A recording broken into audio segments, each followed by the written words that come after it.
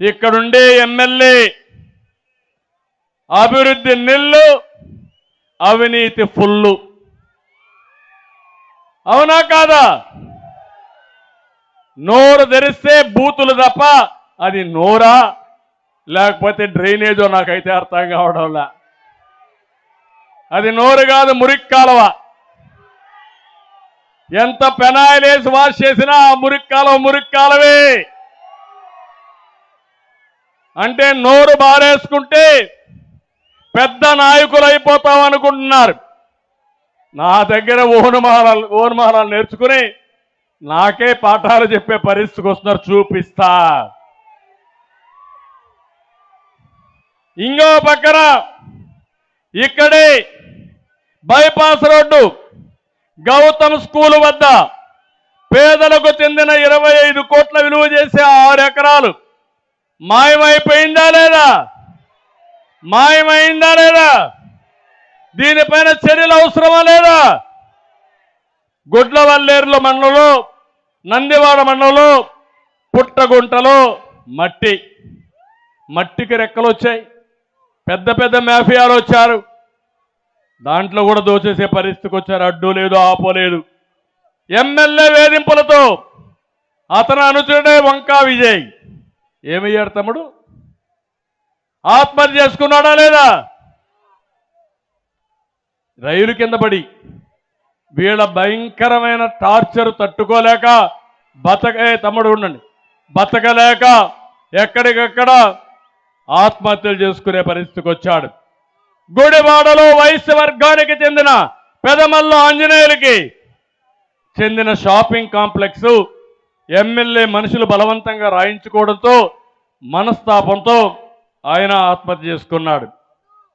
మనం టిట్కో ఇళ్లు కట్టాం, రోడ్లు వేసాం, బిల్డింగ్లు కట్టాం, సాగునీరు తెచ్చాం. వీళ్ళు గంజాయి, పేకాట, క్యాసినోలు, హింస, ఎక్కడికక్కడ రౌడీజం ఇవన్నీ తీసుకొచ్చారు. ఎప్పుడు కూడా గుడివాడ మంచికి మారు పేరు. చరిత్ర సృష్టించిన యుగ పురుషులు పుట్టిన ప్రాంతం ఇది. అలాంటి ప్రాంతంలో ఇలాంటి వ్యక్తులు వస్తే ఏ విధంగా ప్రజలు మనల్ని అర్థం చేసుకుంటారో గుర్తుపెట్టుకోవాలి. ఈ గుడివాడలో ఉండే ప్రజలందరికీ పిలిపిస్తున్నా, మీకు ప్రధాన సమస్య ఎమ్మెల్యేనే ఇక్కడ.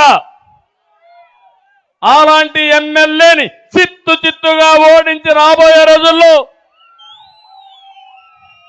ఈ గుడివాడ ప్రక్షాళన చేసే బాధ్యత మీ పైన ఉందని చెప్పి నేను మీకు తెలియజేస్తున్నా. ఇక్కడే కొడాలి చెప్తున్నా, పిచ్చ ఆటలు వేయద్దు. నోరుందని పారేసుకోవద్దు. నీకు నోరుందని పారేసుకుంటే భవిష్యత్తులో జరిగే పరిణామాలు కూడా చాలా తీవ్రంగా ఉంటాయని హెచ్చరిస్తున్నా. తెలుగుదేశం పార్టీ ఎవరి జోలుకు రాదు. ప్రజాస్వామ్యాన్ని కాపాడాలన్నా, మనల్ని కాపాడుకోవాలన్నా ఏదైనా సరే ఎదిరించే శక్తి, సామర్థ్యం ఉండే పార్టీ తెలుగుదేశం పార్టీ. ఇక్కడే రావి వెంకటేశ్వరరావు గారు మాజీ ఎమ్మెల్యే ఉన్నారు.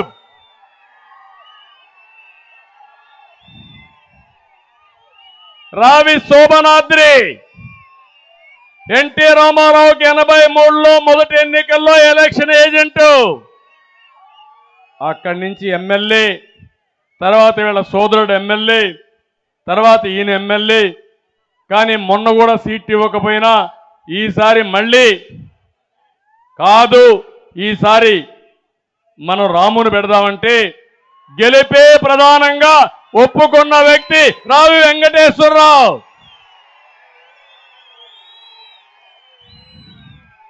ఇప్పుడు అదే మారిగా రాము కూడా వచ్చాడు ఇక్కడికి.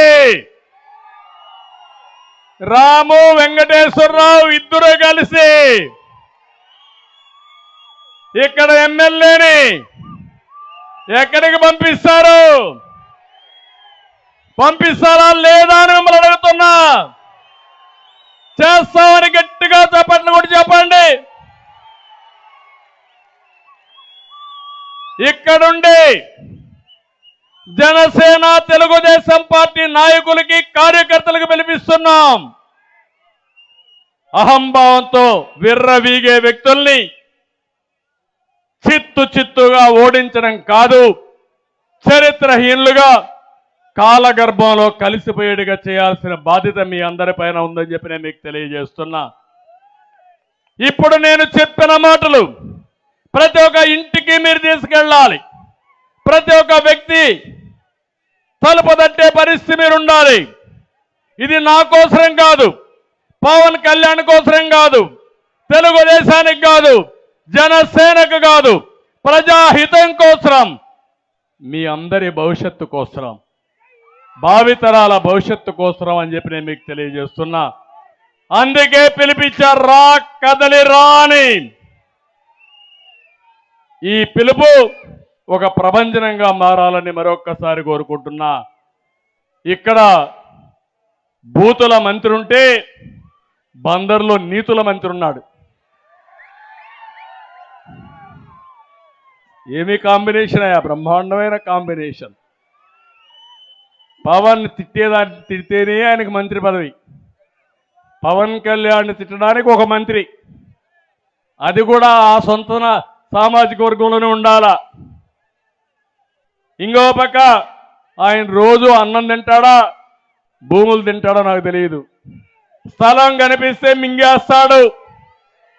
అక్రమ అర్జీలతో జగన్ కంటే గొప్పవాడు కావాలని లక్ష్యం పెట్టుకున్నాడు. తమ్మన వారి సత్రానికి చెందిన 1000 గజాలు ఆక్రమించుకున్నాడు. బైపాస్ రోడ్డు కోట జయరాం పేరుతో 1.5 ఎకరాలు ఆక్రమణ చేశాడు. బైపాస్ రోడ్లో రంగనాయక స్వామి గుడి స్థలం కబ్జా చేశాడు. వినాయక నగర్ ఆర్టీసీ కాలనీలో 200 గజాలు పార్క్ స్థలం కూడా ఆక్రమించుకున్నాడు. కృత్తివెన్నులో 300 ఎకరాలు బినామీ పేరుతో కొన్నాడు. ఎక్కడ చూసినా భూ కబ్జాలు, భూములే భూములు.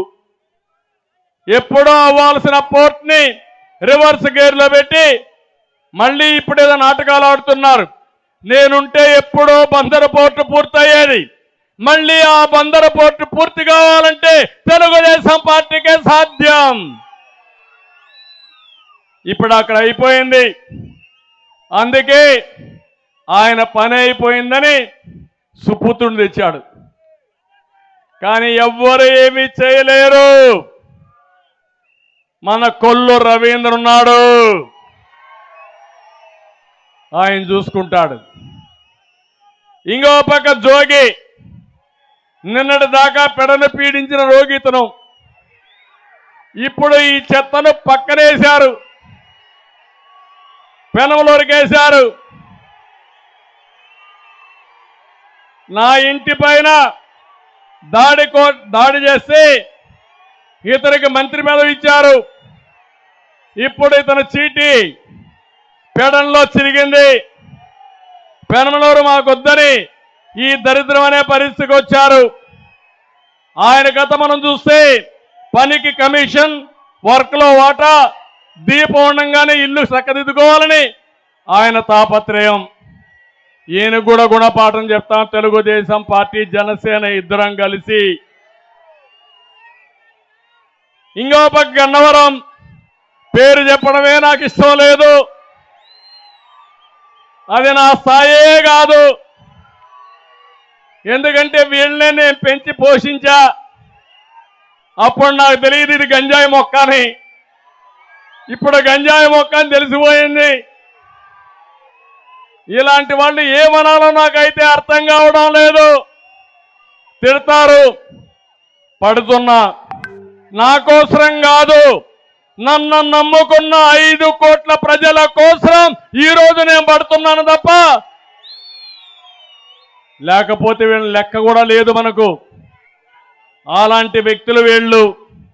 గ్రావెల్ దందా 300 కోట్లు, భూ కబ్జాలు 400 కోట్లు. ఇది వీళ్ళ కండ కావరం, ఇది వీళ్ళకు ఉండే ధీమా. డబ్బులుంది ఏమైనా చేస్తామని ధీమాతో ఉన్నారు. నీ డబ్బులు కూడా ఏం పనిచేయవు. పామర్లో ఉన్నాడు కైలే అనిల్, అభివృద్ధి 0, దోపిడీ మిన్న, మట్టిని మింగేస్తున్నాడు, ఇసుకను బొక్కేస్తున్నాడు. ఇళ్ల స్థలాలు ఎకరా 16 లక్షల రూపాయలు కొని 43 లక్షల రూపాయలు ప్రభుత్వానికి అమ్మే పరిస్థితికి వచ్చాడు. ఇసుకలో అన్నిట్లో డబ్బులు నొక్కేసి ఆ డబ్బుల అహంకారంతో విర్రవీగుతున్నాడు. ఇంకో పక్క అవనిగడ్డ ఎమ్మెల్యే పేరు చెప్పను, అవనిగడ్డకు పట్టిన అవినీతి గడ్డ. మురికి కాలంలో మరమ్మతుల్లో కూడా డబ్బులే డబ్బులు. వీళ్ళు ఎమ్మెల్యేలు. నేను అడుగుతున్నా, ఈ 7 మందిని ఇంటికి పంపిస్తారా లేదా అని మిమ్మల్ని అడుగుతున్నా. జనసేన తెలుగుదేశం 2 పార్టీలు కలిసి మొత్తం మచిలీపట్నం ఈ పార్లమెంట్ పరిధిలో చిత్తుగా ఓడిస్తామని ఆమోదాన్ని, హర్షాన్ని తెలియజేయాల్సిందిగా మిమ్మల్ని కోరుతున్నా.